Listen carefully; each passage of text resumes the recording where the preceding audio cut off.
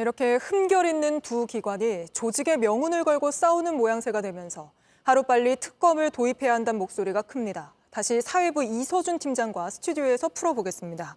자, 이 기자, 그 어느 때보다 공정하고 또 신속한 수사가 필요한 상황입니다. 그렇기 때문에 특검이 빨리 도입해야 된다, 이런 지적이 많은데 어떻습니까? 네, 국회가 통과시킨 상설특검법이 이번 주 중 정부로 전달이 되면 한덕수 권한대행은 15일 이내에 공표를 하거나 또는 거부권을 행사해야 합니다. 네. 공표가 돼도 특검 임명에서 출범까지는 일주일 남짓 시간이 걸립니다. 그리고 또 20일 내외로 사무실을 계약하고 인력 파견을 받는 등 수사 준비 기간을 거친 뒤에야 본격적인 수사에 착수할 수 있습니다. 2016년 국정농단 특검을 되돌아보면요. 11월 22일에 특검법이 공표가 됐습니다.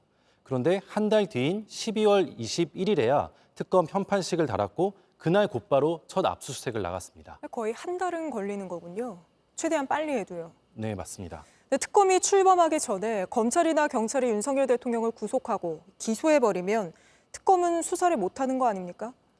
네, 검찰이 윤 대통령을 구속해서 기소를 하면 일사부재리에 따라서 특검은 더 이상 윤 대통령을 같은 혐의로 기소를 할 수 없습니다. 네. 향후 윤 대통령 공판도 기소를 한 이 검찰이 맡아서 하게 됩니다. 검찰이 윤 대통령을 내란 수괴죄로 기소를 해버린 뒤에야 특검이 도입이 되면 특검은 윤 대통령을 내란죄로 수사조차 하지 못하는 그런 상황이 펼쳐질 수 있는 겁니다. 대통령 구속이 결정적인 변수가 될 수도 있는데요. 구속이 되면은 20일 안에 반드시 재판에 넘겨야만 하기 때문입니다. 네. 윤 대통령이 구속되면 그날부터 20일 이내에 특검이 출범해야만 특검으로 윤 대통령을 넘길 수 있는 건데 지금으로서는 이 특검 출범이 그 속도를 따라갈 수 있을지 아직 불분명합니다. 검찰이 아니라 이 경찰 공수처 이쪽에서 하면 어떻습니까?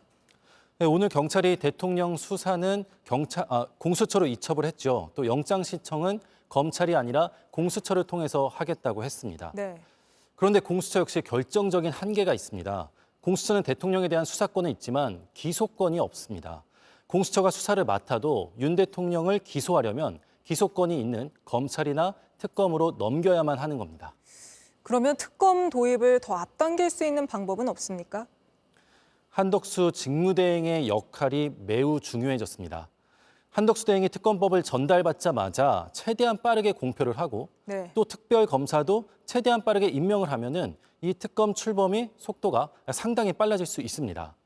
그런데 한 대행도 방금 말씀드린 것처럼 이 내란 혐의로 고발된 수사 대상이라서 그런 결정을 할지는 지켜봐야 할 것 같습니다. 네.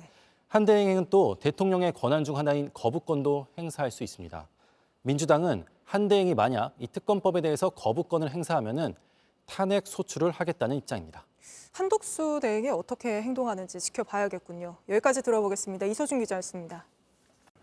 JTBC 뉴스를 시청해 주셔서 고맙습니다. 저희는 저녁 6시 50분 뉴스룸에서 뵙겠습니다.